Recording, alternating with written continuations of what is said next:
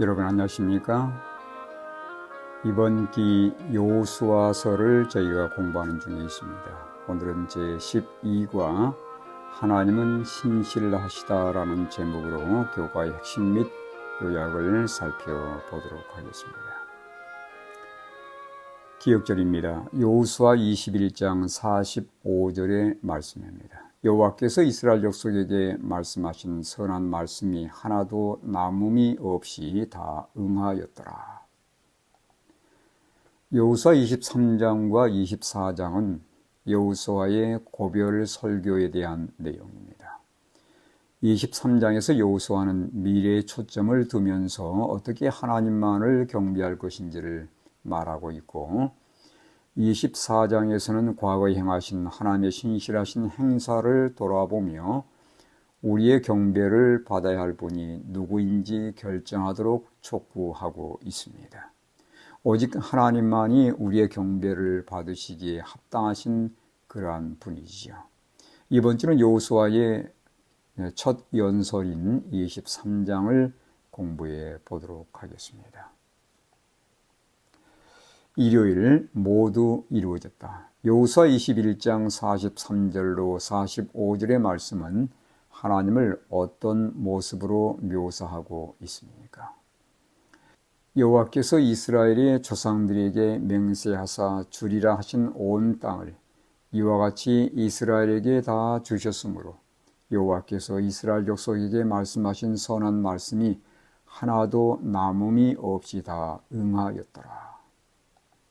이 성경 구절은 여호와 하나님은 언약을 분명히 이루시는 신실한 하나님이심을 강조하고 있는 여호수아서의 핵심적인 구절입니다. 여호수아는 21장 43절에서 땅의 분배와 정착에 대해서 언급하고 있으며 21장 44절에서는 적들에게 거둔 승리와 땅을 지배하게 된 것에 대해서 말하고 있습니다. 그러나 적들에 대한 승리나 그 땅을 정복하게 된 것은 그들의 용명과 전술과 뛰어난 능력에 의해서 이루어진 것이 아니었습니다. 따라서 공로를 자신들에게 돌려서는 안 되는 것이지요. 모든 것은 하나님의 약속과 성취에 의해서 이루어진 것입니다. 즉 하나님의 신실하심 때문에 모든 것이 가능하게 되었기 때문에 찬양을 받으실 분은 하나님 그분이십니다. 하나님께서 온 땅을 주셨고 그분이 모든 원수들을 그들의 손에 넘겨주셨으며 그분이 맹세하신 대로 하나도 남음이 없이 다 응하게 되었다고 성경은 말씀하고 있습니다. 여호수아 21장 43절에서 45절 이 세 구절 안에 모든을 의미하는 콜이란 단어가 6번 사용되고 있는데 이것은 여호와께서 이루신 승리이며 그분이 그 땅을 이스라엘에게 선물로 주셨음을 강조하는 그러한 단어입니다. 하나님은 진정 언약을 이루신 신실한 분이심을 다시 한번 여호수아는 강조하고 있습니다. 우리가 받은 구원도 전적으로 예수님의 희생을 통한 하나님의 선물입니다. 에베소서 2장 8절과 9절을 참고하시기 바랍니다. 따라서 우리에게 자랑할 것은 아무것도 없습니다. 가나안 땅이 하나님에 의해서 정복되어 이스라엘에게 선물로 주어진 것처럼 하늘 가나안 역시 하나님의 신실한 백성들에게 주시는 선물이자 유업인 것이 분명합니다. 월요일 끊임없이 의지하는 삶. 우리에게 주신 하나님의 언약은 전적으로 그분의 능력으로 성취되는 것이지만 반드시 우리 편에서의 협력을 요구합니다. 그 협력이란 우리가 그분을 의지하는 것이며 그분께 순종하는 것입니다. 하나님이 그들에게 주신 땅은 그들의 신앙 여부에 따라 얼마든지 바뀔 수 있었습니다. 따라서 퇴보가 아닌 향상과 성장이나 확장을 위해서는 백성들은 끊임없이 하나님을 의지하는 삶을 추구해야 했던 것이죠. 여호수아 23장 1절에서 5절에서 여호수아의 고별사 서론의 주된 초점은 무엇이었을까요? 23장 3절을 보시면 이렇게 말씀합니다. 너희 하나님 여호와 그는 너희를 위하여 싸우신 이시니라. 23장 5절도 보시면 너희 하나님 여호와 그가 너희 앞에서 그들을 쫓아내사 그 땅을 차지하게 했다는 것을 분명히 증거하고 있습니다. 나이 많아 늙게 된 여호수아는 하나님께서 맡기신 사명을 이제는 청중들이 이어가야 할 것을 당부하고 있습니다. 가나안 땅을 정복 가능케 하셨던 분은 하나님이셨습니다. 이스라엘이 그 땅을 정복하게 된 것은 뛰어난 군사력이나 전술이 아니라 하나님이 그들과 함께 하셨기 때문이라는 것을 여호수아는 강조하고 있습니다. 그러나 아직도 정복해야 할 땅이 많이 남아 있었습니다. 그들은 계속해서 하나님을 신뢰하며 의지하는 가운데 그 사명을 이어가야 했던 것이지요. 여호수아 23장 10절에 보시면 이렇게 말씀하고 있습니다. 너희 중 한 사람이 1000명을 쫓으리니 이는 너희의 하나님 여호와 그가 너희에게 말씀하신 것 같이 너희를 위하여 싸우심이라. 여기 분명히 여호수아는 하나님이 그들을 위해 싸우실 거라고 말씀하고 있습니다. 고린도후서 2장 14절도 보시면 항상 우리를 그리스도 안에서 이기게 하시고 영적인 대쟁투에서 우리를 이기게 하신 분은 바로 그리스도이심을 분명히 증거하고 있는 말씀입니다. 이스라엘이 자신들의 힘과 전략, 뛰어난 무기 때문에 승리한 것이 아니었습니다. 그것은 전적으로 하나님의 능력이었고 그들이 하나님을 의지함으로 얻은 결과였습니다. 마찬가지로 영적 승리도 그리스도를 끊임없이 믿고 의지하는 자들에게 주어진다는 것을 결코 잊지 않기를 간절히 바랍니다. 화요일 명확한 경계입니다. 여호수아가 주변 국가들과의 관계에 있어서 강경한 입장을 취한 이유는 무엇이었을까요? 23장 6절로 7절의 말씀을 참고하시기 바랍니다. 그러므로 너희는 크게 힘써 모세 율법책에 기록된 것을 다 지켜 행하라.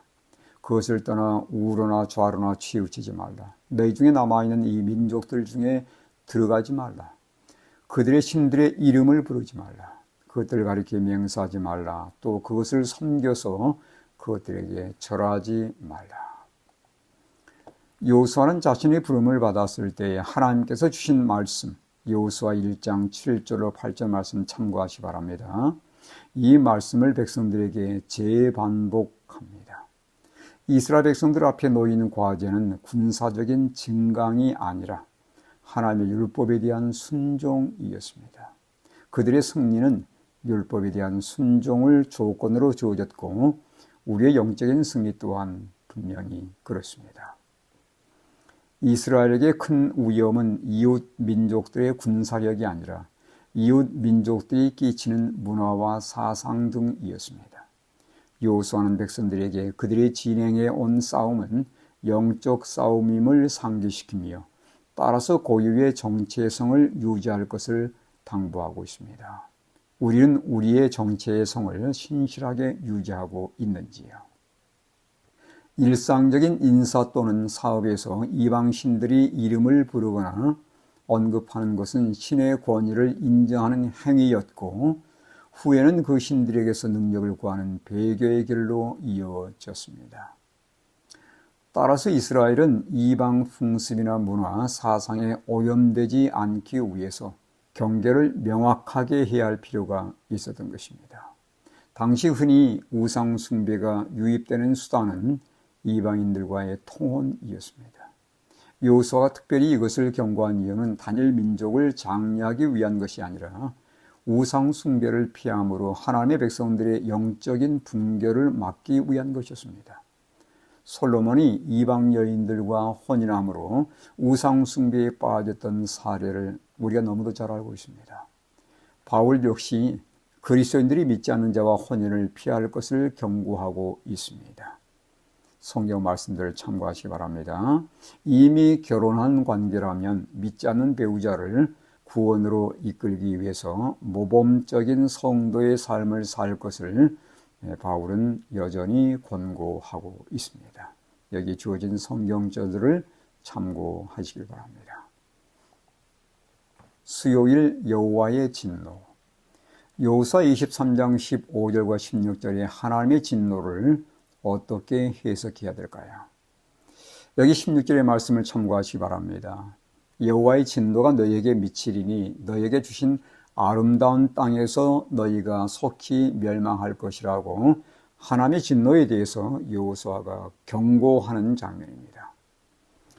이스라엘은 이미 광야 유랑 기간과 약속의 땅에서 하나님의 진노를 경험했었습니다. 그 진노는 하나님의 언약을 노골적으로 어긴 결과였습니다.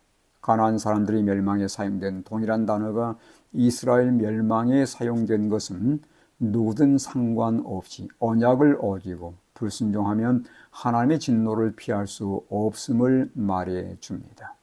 죄가 어디에서 발견되든지 하나님은 그 죄에 대해서 전쟁을 선포하십니다. 이방인들을 향한 하나님의 심판에 이스라엘이 동원되었던 것처럼 하나님의 백성들이 언약을 어기게 되면 이스라엘을 심판하는 데 있어서 이방 백성들이 동원될 것을 우리는 이 모든 내용을 통해서 다시 한번 깨닫게 됩니다. 하나님의 진노와 하나님의 사랑은 과연 어떻게 조화가 될까요? 하나님의 진노는 사람의 분노와 복수심의 감정과는 전혀 다른 것입니다. 하나님의 진노하시는 것은 사람이 아니라 죄입니다. 그분은 죄인은 죽도록 사랑하시지만 그래서 십자가를 지신 것을 여러분 잘 아시죠? 죄는 죽도록 미워하십니다. 하나님은 악한 자라도 하늘에 가기를 소원하십니다. 그렇지만 악인들이 하늘에서 전혀 행복하지 않을 것이고 하나님의 영광 앞에서 언제나 도망할 것이기 때문에 그들의 선택대로 처리해 주신 것입니다. 이것이 바로 하나님의 사랑이며 공의라고 하는 것입니다. 하나님의 사랑에 대해서 결코 오해하지 않으시길 바라고 하나님의 사랑을 오용하지 않게 되기를 간절히 바랍니다. 목요일 하나님께 붙으라. 이스라엘이 우상 숭배와 하나님의 진노를 피할 수 있는 방법은 하지 말라는 명령이 아니라 하나님을 적극적으로 사랑하는 것이었습니다. 진정한 순종은 사랑에서 나오는 것임을 잊지 않기를 간절히 바랍니다. 10계명에 하지 말라는 계명이 8가지지만 예수님은 이것을 하나님에 대한 사랑과 이웃에 대한 사랑으로 정리 요약해 주셨고 또한 다음과 같이 말씀해 주셨습니다. 너희가 나를 사랑하면 내 계명을 지키리라. 따라서 사랑이 계명을 순종하며 우상을 멀리하는 비결임을 분명히 말씀을 통해서 깨닫게 됩니다. 계명을 지키는 길은 사랑이라는 것, 그리고 우상에게서 멀어지는 길은 하나님을 진정으로 사랑하는 길이라는 것을 결코 잊지 않기를 간절히 바랍니다.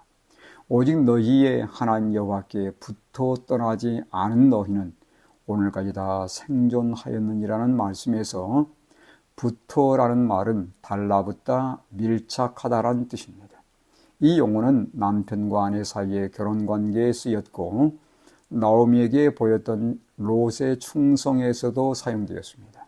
하나님이 그분의 백성들과 우리에게 바라시는 것은 이처럼 이스라엘과 하나님의 교회가 그분께 달라붙어 있는 것입니다. 그러나 사사기에 보면 이스라엘은 결국 그렇지 못했던 것을 우리는 사사기서의 다음과 같은 말씀들을 통해서 분명히 발견하게 됩니다. 여호수아는 이스라엘에게 스스로 조심하여 너희 하나님 여호와를 사랑하라고 권고합니다. 하나님을 사랑한다는 것은 어떤 의미일까요? 스스로 조심하다라는 말은 울타리를 치다라는 뜻입니다. 우리의 시선이나 관심을 끄는 것들이 우리 주변에 너무도 다양하지 않습니까? 따라서 그것들에게 우리의 시선이나 관심을 빼앗기지 않기 위해서 우리는 울타리를 쳐야 하는 것이죠. 그래야 그것들이 하나님과 내 사이에 비집고 들어와서 하나님과의 내 관계를 깨뜨리는 일은 결코 없게 될 것입니다. 세상적인 것에 울타리를 치고 하나님을 바라보고 하나님께 관심을 돌릴 때 우리는 그분을 사랑하게 될 것이며 그 사랑이 우리로 하여금 그분의 계명에 순종하도록 이끌어 줄 것입니다. 또한 우리가 그분을 사랑하는 것만큼 우리의 주변의 사람들도 사랑하게 되므로 하나님의 계명의 요구를 온전히 이루게 될 것입니다. 이번 주에 교과 결론을 보도록 하겠습니다. 여호수아 23장과 24장은 여호수아의 마지막 고별 설교입니다. 23장에서 여호수아는 미래에 초점을 두면서 하나님의 백성들이 어떻게 하나님을 경배할 것인지 말씀하고 있지요.